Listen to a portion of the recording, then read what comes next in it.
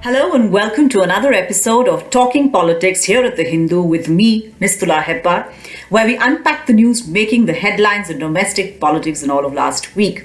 The last week saw yet another week of the monsoon session of Parliament being a washout, sorry for the pun, because the opposition leaders decided, opposition MPs decided that they will unite and protest against the government's refusal to take any action with regard to the Pegasus snooping scandal, and they wanted the repealment of the contentious farm laws. But this is also the week that Chief Minister of West Bengal, newly re-elected for her third term, Mamata Banerjee, came to visit Delhi for the usual courtesy calls, but also some very interesting ones to political colleagues with an eye to forging an opposition unity to take on the BJP in the general elections of 2024.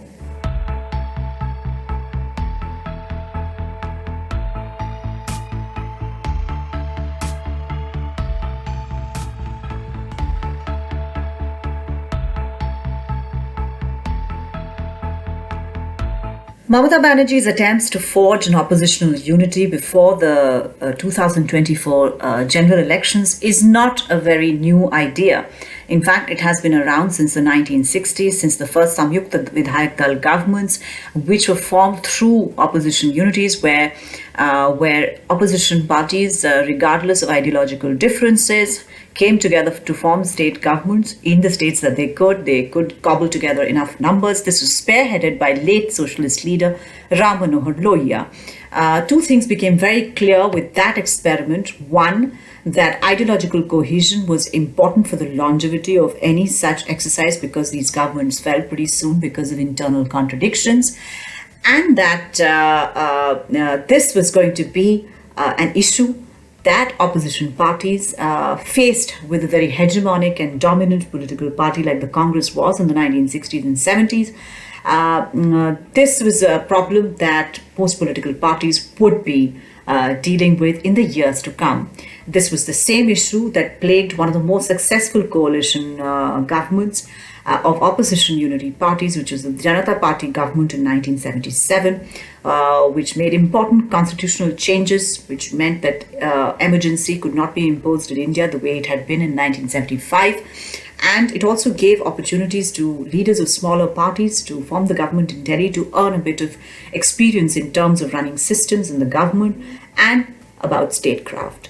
So that government also fell beyond a point because the then Bharatiya Jansangh, which had agreed to merge its existence with the Janata Party, refused to part ways with the RSS. So this was called the dual membership issue. Many leaders of the Janata Party at that time objected to the fact that there was this dual membership. They wanted the Janasangh leaders to be completely within the Janata Party fold, accept all the ideological strictures which were there within that party, and completely cut ties with the RSS. This was not acceptable to the Bharatiya Jansangh leaders, namely Mr. Atal Bihari Vajpayee and Mr. Advani, and therefore that experiment also came a cropper. The Bharatiya Janasangh then went on to take birth in a new avatar, which was the Bharatiya Janata Party in 1980. Again, in 1989, the same strain of ideological non-cohesion comes up when VP Singh, late Prime Minister VP Singh, formed his Janata Dal government, National Front government, and he was supported by the BJP and the left. I mean, imagine the possibilities of that. That government again fell on ideological and factional politics. Mr. VP Singh was the Prime Minister who announced the implementation of the Mandal Commission recommendations, which completely changed the way politics was done in the country. It led to the obesification of politics in India. The ramifications of that move in 1990 is something that we can see to this date. It dominated the politics of India in the 1990s, in the early 2000s, and as I said, it is still dominating electoral politics in much of India. That government again fell on the question of Mandal Commission and the support that the BJP gave to the Ram Janmabhoomi movement. the arrest of Mr. Advani and the fall of the VP Singh government. So when you go further down, you have the United Front government, which came to power in 96. It went on till 97. It gave us the dream budget. There were, again, a lot of pulls and pressures with regard to that government. And it was a very short-lived government,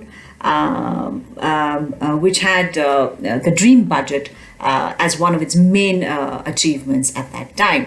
The most successful, as far as I'm concerned, the most successful experiment in oppositional politics and forming a coalition that lasts and negotiating the question of ideology a little seriously and more deftly was the one set up by late Prime Minister Atal Bihari Vajpayee and senior leader L.K. Advani, which was the NDA, which ruled the country between 1998 and 2004. This was a huge coalition of ideologically disparate parties, regional kshatrabs, etc., etc. There was extreme scope for a lot of infighting and breakups at every point, but the BJP, realizing that they needed to also give an example of governance, to change, to kind of hold both the poles of governance and Hindutva firmly, the reins of those ideas firmly in its grasp, needed to run a government. So therefore they did the extraordinary thing of suspending their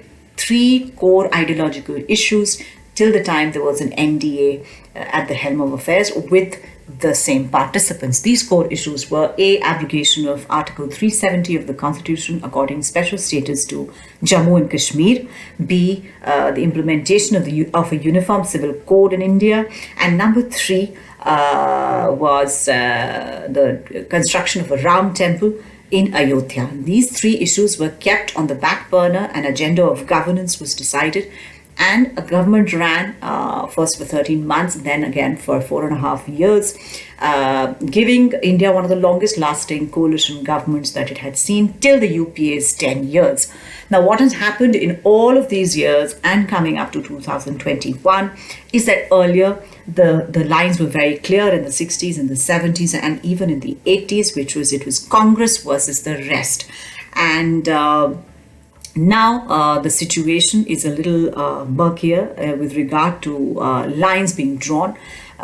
Is it BJP, of course, remains the party to beat, but then there are regional parties which think that they can be the fulcrum of oppositional unities, whereas the Congress, which has over 50 seats in the parliament, around 54, 55 seats in the parliament, the largest bloc, so to speak, feels that it has the capability of providing leadership like it did during the UPA. And therefore, Mamata Banerjee's task is very difficult in the sense that there has to be an ideological clarity. There has to be an ideological clarity which brings together people like Chandrababu Naidu and Y.S. Jagan on one platform, whether it can be done or not. And on the other hand, there is also the question of who will assume the leadership of this oppositional unity. Mamata Banerjee, with her electoral victory and the absolute majority that she enjoys in West Bengal, a state with a large number of Lok Sabha MPs, certainly has the grit to see it through. But does she have the political tightrope walking skills that are required to negotiate with so many regional kshatrabs and a Congress party which can still rest on its laurels as far as its past track record is concerned, but in a diminished capacity? So these are all the questions that come to mind again and again when we look at the history of coalition politics and oppositional unity in India and going up to 2024. This is a story to which we will have to return again and again. Thank you for joining us today.